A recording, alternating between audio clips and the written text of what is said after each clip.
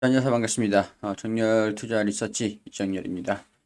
자, 시청하시기 전에 구독과 좋아요 한 번씩 부탁드리고, 오늘 모건 스탠리에서 한국에서 주가가 더 오를 거다. 올해 코스피 2750포인트까지 상승할 거다. 라는 이런 내용들이 나와줬습니다. 모건 스탠리에서 올해 코스피가 2750포인트가 간다라고 얘기를 했던 그런 근거들, 제가 나름대로 이제 저는 예측을 하고 분석을 하는 사람이지만 아무런 근거가 없이 예측을 한다던가 분석을 한다던가 합리적인 근거를 가지고 분석을 해서 그 분석을 기반으로 한 예측을 하는 거죠. 자, 그렇기 때문에 사실 뭐 국내 증시, 주식이라는 것 자체는 뭐 예측이라는 것 자체는 그렇게 크게 의미는 없습니다. 그냥 합리적인 그런 추론이 가능한 저는 이제 합리적인 근거를 가지고 말씀을 드리는 그런 사람이기 때문에 일단 올해 코스피 2750포인트 간다. 모건 스탠리 한국 증시 낙관적이다. 이런 내용들이 나온 거에 대한 어떠한 근거들이 있을지 거기에 대한 부분들을 설명을 좀 드리도록 할 예정입니다. 자, 이 영상을 보시기 전에 제가 4일 전에 코스피가 지금 기회인 이유, 악재는 끝났다. 이런 내용들을 좀 영상으로 올려드리기도 했는데 이 영상을 보고 오시는 게 도움이 되실 겁니다. 오늘 물론 제가 오늘 작성을 한 제가 어제 작성을 했어요. 5월 8일이니까 오늘 9일이니까 자 어제 작성을 한 이 내용들을 토대로 설명을 좀 드릴 예정입니다. 자 바로 보도록 할게요. 저는 일단 코스피를 2600포인트 돌파를 위해라고 말씀을 좀 드렸습니다. 지금 2500포인트에서 행보를 하고 있는 상태이긴 하죠. 모든 악재가 끝났기 때문에 2600포인트를 돌파를 하기 위한 특정적인 그런 조건이 필요한데 그 조건이 오늘 밤 결정이 됩니다. 그거 외에도 그건 이제 시작일 뿐이에요. 오늘 밤부터 시작이 될지 아니면 조금 더 연기가 될지 그거는 좀 지켜봐야 되는 것들이긴 하지만 그 방향이 결정이 되는 게 오늘 CPA 소비자 물가지수 발표에 결정이 된다. 이렇게 설명을 드릴 수 있을 것 같습니다. 자, 차근차근 설명을 해드리면 자, 우선 10일 예정된 4월 소비자 물가 지수입니다. 지금 5월인데 지난달에 이 과거형이죠. 후행성인 거죠. 조사를 하고 봤더니 소비자 물가가 이 정도 올랐더라. 거기에 대한 부분들이에요.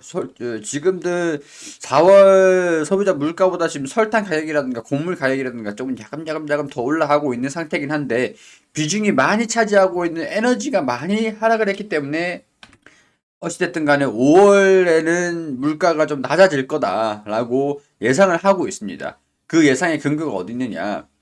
이게 이제 클리블랜드 연준에서 계속 이제 CPI를 발표하기 전에 미리 예측을 하는 지표, 예측을 해서 시장에 알려주는 그런 데이터가 있어요. 그게 4월에는 CPI가 5.1, 5.19 정도, 높으면 5점, 반올림에서 5.2 정도 될 거다. 이렇게 예상을 하고 있는 상태고, 이게 컨센서스입니다. 전망치예요. 근원 CPI 같은 경우는 5.56 정도 될 거야. 좀 높은 수준이긴 하죠. 높은 수준이긴 합니다. 근데 5월에는 이게 CPI 소비자 물가지수가 4.4로 낮아질 걸로 보이고, 근원도 안정될 걸로 보여. 그러니까 우리가 봐야 되는 게 4월이 고점이 아니었다.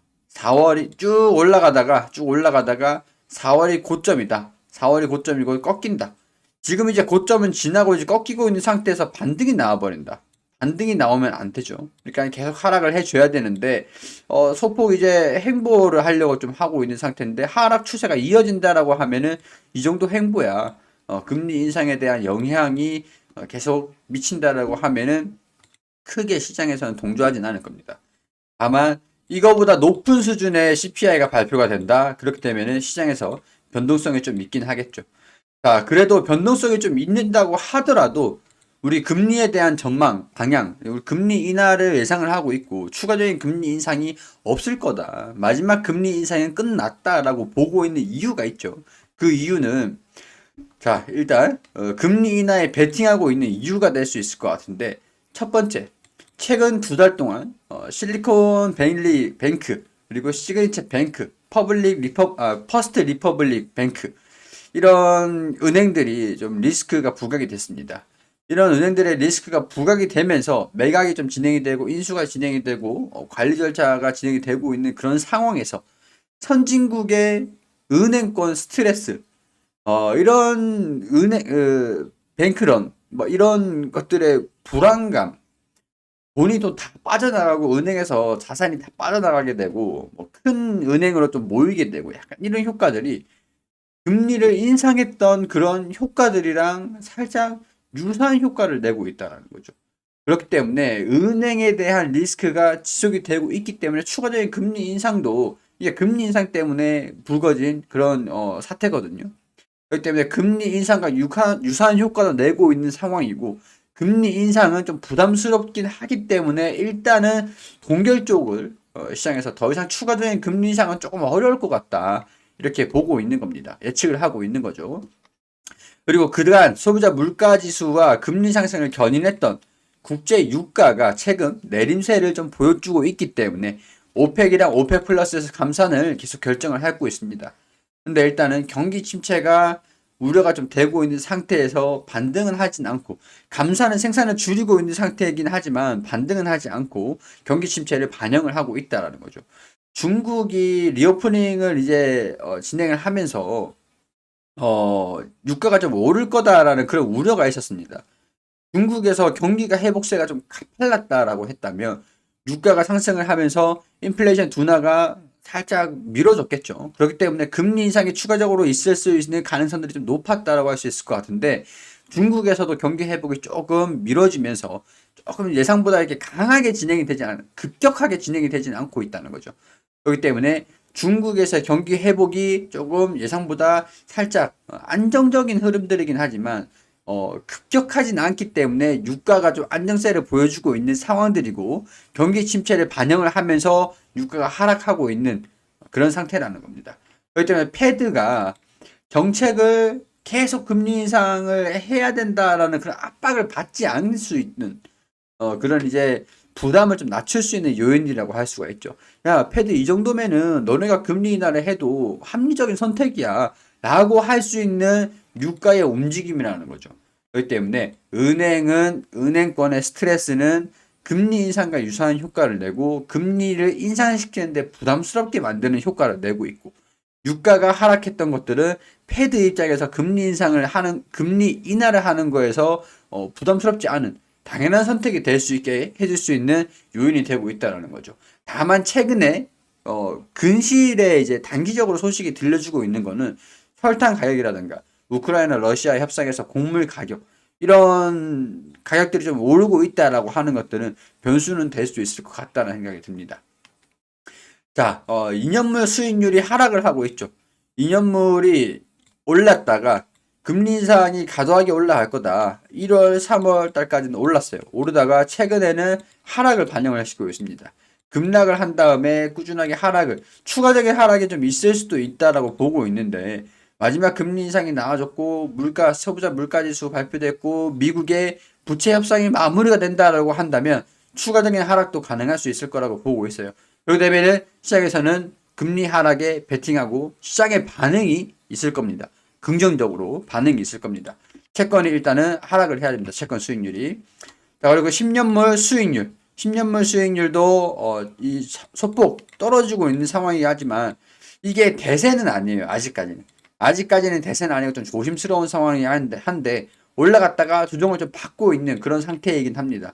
일단은 지켜봐야 되는 그런 요인들이 많기 때문에 유가가 먼저 올라갔다가 물가를 잠재우기 위해서 올랐는데 유가가 많이 이 정도 하락을 했잖아요. 그러면은 채권도 이 정도로 유가가 계속 하락을 해준다면은 유가가 하락하는 만큼씩 후행성으로 유가가 상승을 하고 후행성으로 금리가 올랐죠. 오른 만큼 올랐잖아요. 그렇기 때문에 내리면은 그만큼 내리면 된다. 이렇게 패드에서 결정을 할 수도 있다는 거죠. 최근에 은행권의 주가도 많이 하락을 했고 여기서 보면은 이제 맞춰놨다가 하락을 했기 때문에 주가의 금리가 또 수준에 맞춰졌어요. 약간 이런 것들이기 때문에 추가적으로 금리 채권도 하락을 하는 것도 합리적인 상황이긴 하다. 이렇게 볼 수 있다라는 겁니다. 자, 그리고 우리가 과거의 긴축 사례를 보면 마지막 인상 후에 근시일 내로 인하로 선회했던 전례가 있었습니다. 그러니까 이제 금리 인상을 추가적으로 할 필요가 없겠는데 이렇게 판단을 하고 난 다음에 그게 이제 마지막 금리 인상이 됐겠죠. 이것처럼. 유가가 좀 올라갔다가 더 올라갔으면 금리가 아마 더 올랐을 거예요. 이게 물가를 촉진을 하니까. 근데 물가가 오를 만한 그런 요인들, 유가가 올랐다가 하락을 했습니다. 그럼 이제 추가적으로 금리 인상을 할 필요가 없겠는데, 유가가 계속 하락을 한다라고 하면 금리를 인하를 하면 되겠다. 조금만 대세 하락인지 체크를 해보고 금리를 인하시키면 되겠다. 자, 그러면은 근시일 내 마지막 금리 인상 이후 적어도 5에서 6개월 이내는 금리 인하를 하더라. 그거를 얘기를 하는 거죠. 자, 여기 보면은, 자, 저는 일단 금리 인상을 어떤 효과가 있는지, 금리 인하가 어떤 효과가 있는지, 그런 것들을 좀 설명을 해드렸는데, 간단하게 설명을 드리면, 금리 인상을 하게 되면은 기업들이 대출금리가 일단 오릅니다. 개인 투자자들도 마찬가지예요. 이자율이 오르나요. 오르고, 자금 조달 기업 입장에서는 우리도 뭐 대출도 마찬가지죠. 투자를 받거나 그런 자금을 조달하는 비용이 증가될 수밖에 없습니다. 그렇다 보니까 고정비가 증가가 되게 되죠. 그러면은 매출을 나게 돼도 이자 비용, 금융 비용이 더 추가적으로 빠지게 되니까 조달 비용, 그리고 물가 그런 것들이 오르게 되기 때문에 대출 금리가 올라오면 물가가 많이 올랐기 때문이라고 볼 수 있고 이익이 많이 줄어든다. 그렇기 때문에 성장 가능성이 좀 낮아진다. 여기에 영향을 좀 미친다. 실적에 직접적인 영향을 미친다. 이렇게 볼 수가 있습니다. 그렇기 때문에 주식시장에서 기업들이 주식시장에 상장이 되어 있어요. 이익이 금리 인상을 하면서 이익이 줄어들 것 같아 라고 하면은 자금을 안전자산에 투자를 하는 그런 글로벌 자금이라든가 국내 자산을 운영하는 뭐 우리 연금이라든가 보험이라든가 그렇게 운영하는 이런 자산을 운영하는 큰 자금들이 안전자산으로 빠지게 됩니다.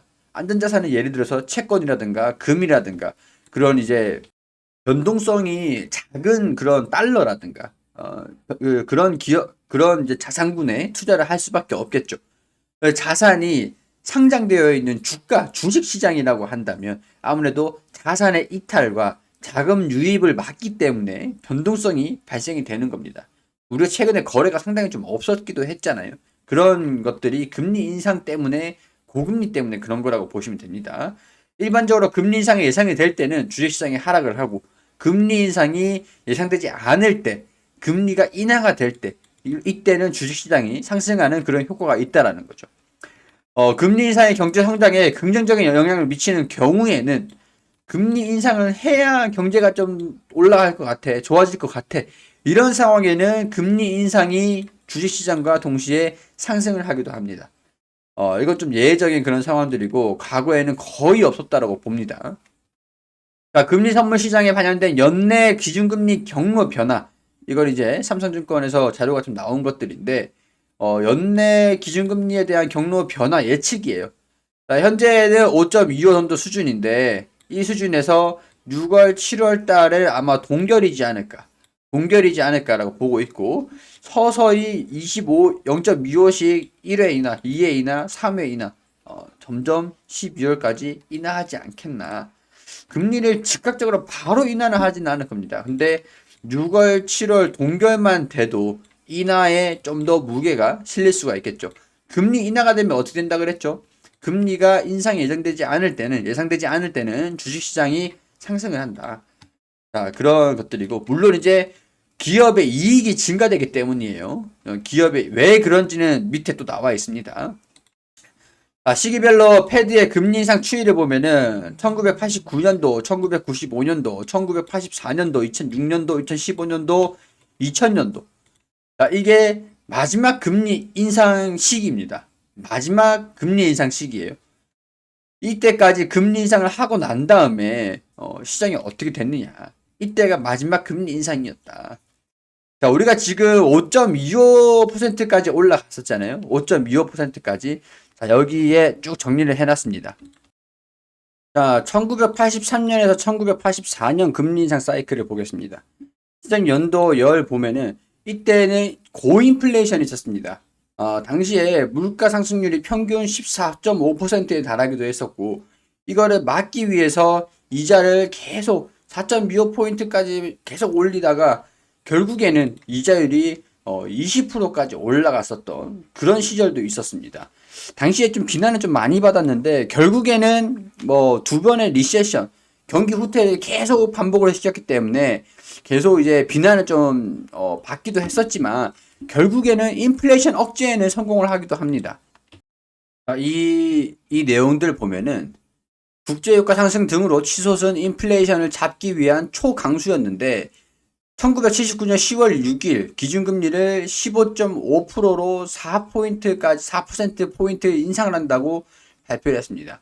사상 최고치인 20%까지 올라가게 되고 두 번의 경기 후퇴 그리고 3년 평균 물가 상승률이 14% 그리고 이 금리 인상 시장이 예측하지 못했던 금리 인상이고 시장이 허를 찌른 금리 인상이었기 때문에 결국에는 인플레이션 억제에는 성공을 했어요. 그렇기 때문에 1980년대 이후 1990년대 경기가 팽창을 펼칠 수 있게 한 기반을 마련을 했다는 평가를 받고는 있습니다. 이랬던 시절도 있다라는 거죠. 지금과 상당히 좀 유사하긴 한데 결국에는 인플레이션만 잡으면 추후에는 경기 팽창이 온다. 경기 팽창이 왔다.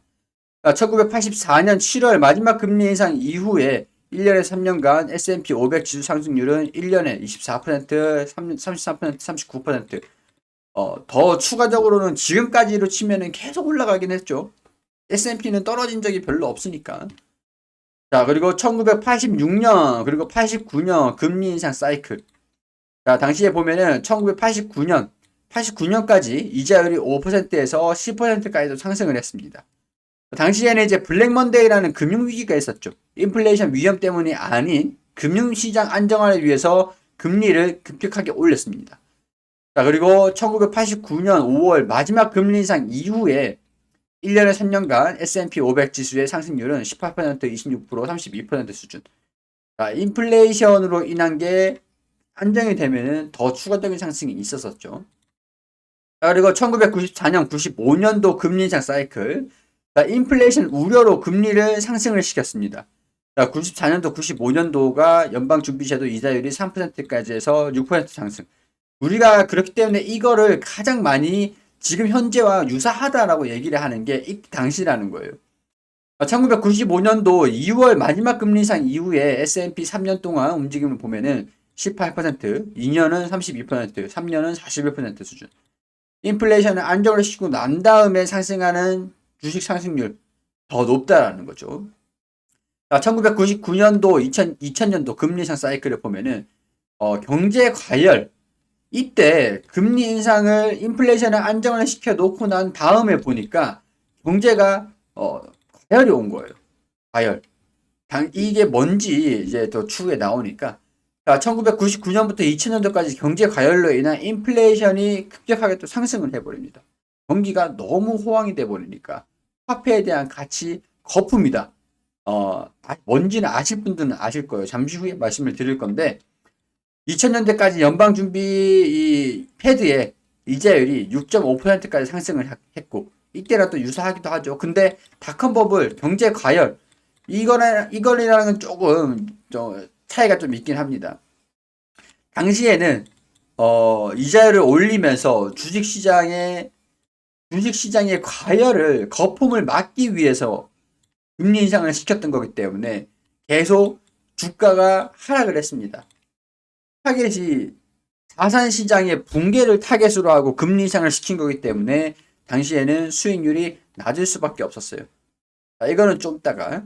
자, 그리고 2004년도, 2006년도 자, 거품을 또 꺼트리고 났죠. 경제 회복과 인플레이션 상승을 막기 위해서 금리 상승을 했는데 이게 또 마지막 금리 인상 이후에 6월 이후에 14%, 19%, 34% 정도가 상승을 합니다.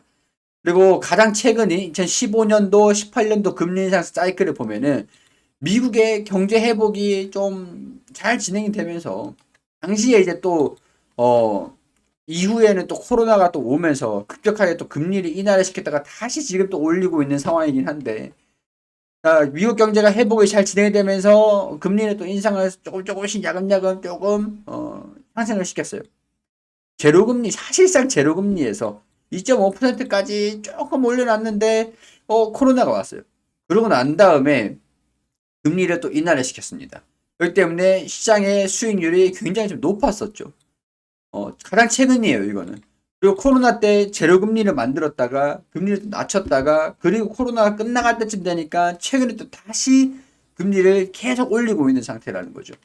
이때 닷컴 버블이랑 틀리고 이때랑 금융 위기 그러니까 다 가장 유사한 시기는 이때다. 이때 1995년도를 예를 드는 게 그렇기 때문이다. 라고 말씀을 좀 드릴 수 있을 것 같아요.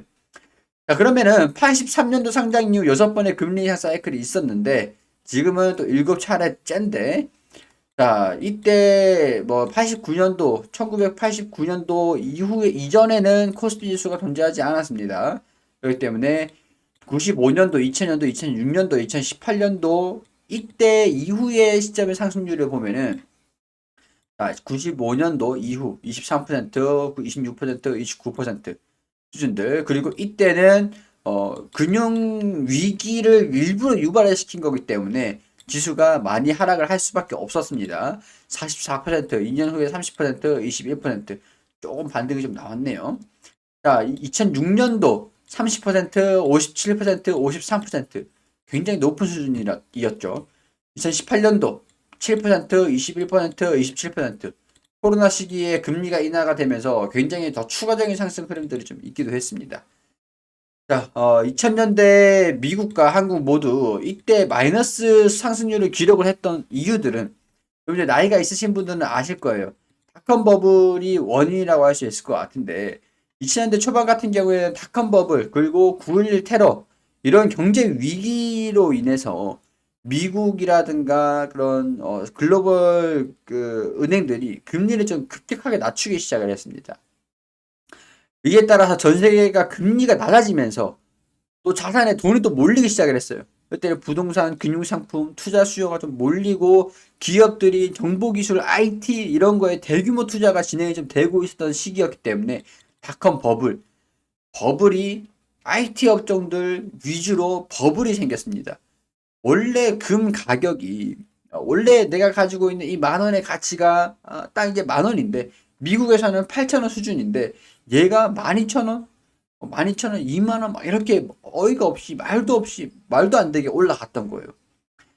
특히 일본 같은 경우는 일본에 뭐 건물 하나 팔면 미국에 뭐 뉴욕을 살 수 있다 뭐 이런 얘기들 당시에 일본의 대호황을 이끌었던 IT 닷컴 버블 시대였던 거죠. 이거를 좀 꺼트리기 위해서 금리를 급격하게 인상을 좀 계속 시켰어요. 그러면서 주식시장은 점차 급락을 하게 되고 이후에는 회복을 하는 모습들을 보여주긴 했지만 어찌됐든 간에 하락률, 마이너스 수익률을 기록을 할 수밖에 없었습니다. 여러 가지 요인으로 주가가 큰 폭으로 뭐 하락하거나 변동성이 심한 그런 상황이 지적이 됐습니다. 글로벌 금융위기도 오게 되고 뭐 여러 가지 좀 그런 이슈들이 좀 있었습니다. 자, 금리 사이클만으로 주식시장의 상승률을 비교하기에는 충분하지 않죠. 경기를 연동해서 볼 수밖에 없는데 일단 코스피 지수가 경기 선행 지수입니다. 우리 기업들의 이익에 동기화돼 가지고 움직이기 때문에 경기를 선행하는 지수예요. 그렇기 때문에 코스피는 경기보다 먼저 움직인다. 이렇게 설명을 좀 드리기도 했죠. 계속 제가 말씀드릴 때. 예를 들어서 코스피가 상승할 경우 기업의 이익이 증가됨을 예상할 수 있기 때문에 경기 전반적으로 호황이 예상이 된다라는 거고 이와 마찬가지로 OECD 경기 선행 지수를 들 수 있는데 OECD에서 뭐 이것저것 경기가 좋아질 건지 나쁠 건지 예측을 해서 경기를 선행하는 그런 지표를 만들어요. 경기 변동이 일어나기 전에 먼저 움직이는 지표인 겁니다. 자, 매 순간 저점은 예외 없이 투자의 기회로 제공을 해 왔었는데 불행히도 해당 순환의 저점과 정점 우리가 예측을 통해서만 그동안도 알 수가 있었다. 자, 예측을 하는데 도움을 받기 위해서 보는 겁니다. 4월에 OECD에서 경기 선행 지수가 2년 만에 첫 반등을 했습니다. 2021년도 이후에 이 내용들을 보면은 SK증권에서 이 자료를 보내준 건데 리포트에서 나온 건데 유럽의 빅4, 중국 그리고 미국이 있습니다. 한국은 빨간색이에요. 쭉 떨어졌다가 반등이 나왔죠. 2020년도 당시에 쭉 떨어졌다가 반등이 좀 나왔습니다. 자, 그리고 난 다음에 이때 당시가 이제 코로나 때 자, 그런 이제 팬데믹일 때. 그러고 나서 중국은 회복을 하다가 다시 이후에 지수가 상승을 하다가 우리 코스피 지수랑 굉장히 좀 유사하게 움직이는 것들도 같이 보이죠. 코스피 지수랑 경기 선행 지수랑 동기화돼서 움직이고 있는 것들을 확인할 수가 있어요. 자, 당시 이때가 2020년도 쭉 떨었다가 반등이 쭉 나왔습니다. 2021년도. 자, 여기 보시면 2020년도고 2021년도예요. 경기 선행지수랑 코스피 지수랑 유사하게 움직인다. 똑같이 동결돼서 움직인다라는 거죠. 그렇게 되면 여기는 어떻게 됩니까? 우리가 여기서 중국이 또 하락을 했다가 또 유럽 빅포도 우크라이나 전쟁이 또 발발되면서 물가가 또 상승을 하고 쭉 하락을 했습니다. 금리가 또 인상이 되고 미국도 같이 하락을 했어요. 미국은 좀 덜한 편이기도 하고 유럽이 가장 큰 영향을 받았습니다. 급격한 롤러코스터 장세를 좀 보였어요. 자, 그런 다음에 여기서 이제 한국이라든가 자 여기 중국도 반등 만만하게 반등을 먼저 보여주기 시작을 했고 경기를 먼저 회복하기 시작을 했다라는 거죠. 리오프닝이 진행을 하면서 회복을 하고 있죠 지금. 그리고 유럽 빅포도 이 우크라이나 사태 이후에 물가가 좀 안정이 되면서 회복세를 보여주고 있고 한국도 첫 반등을 했다라는 거죠. 추세가 좀 밀집되고 있다. 미국은 아직까지 회복하는 모습들을 보여주진 않았지만 저점이다. 저점이다. 자, 그러면 반등이 동시에 전부 다 같이 일괄적으로 반등이 나온다. 일괄적으로 반등이 나온다. 그리고 한국 회복률. 그리고 조정을 받다가 또 회복을 했을 때.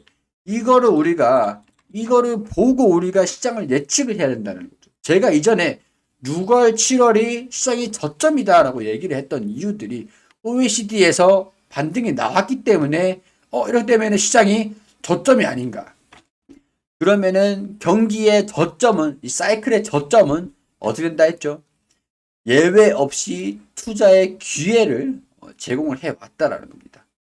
이게 예측으로만 알 수 있겠지만은 우리가 예측으로 충분히 알 수 있는 게 금리도 인상이 멈춘다라는 거고 그 경기 선행지수도 반등했다라는 거고 한국 말고도 다른 국가들도 다 반등을 하기 시작을 했다라는 거고 자, 한국의 경기 순환은 정점을 찍고 둔화를 지나서 하강 국면에 놓여 있는 상태에서 반등을 한 거죠. 자, 이제 코로나 대유행 이후에 반등을 GDP 성장률이 쭉 반등했다가 쭉 그리고 반등. 자, 이때가 외환 위기 수준의 저점이다라고 얘기를 하는 겁니다. 지금 수준이 코스피가 저점이다라고 얘기를 하는 그런 이유들이 되겠죠. 자, 여기 오시면 관련된 소식들이 쭉 있습니다. 내용들을 좀 정리를 좀 해놨습니다.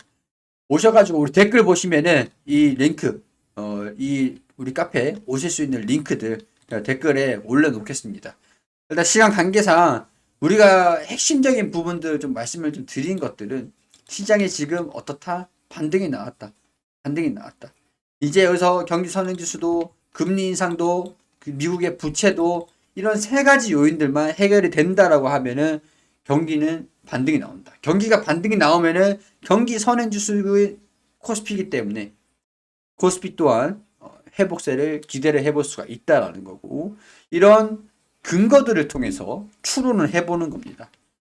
자, 시장에서는 근거 없는 예측은 뭐 무의미하죠. 의미가 없죠.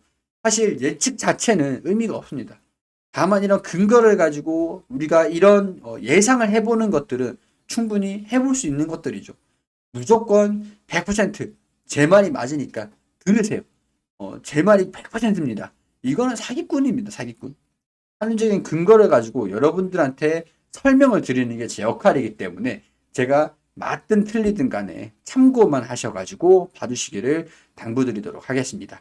자, 이런 내용들이 여러분들께 도움이 되기를 바라고 도움이 되셨다면 구독과 좋아요 반드시 부탁드리고 우리 카페도 많은 관심 부탁드리고요.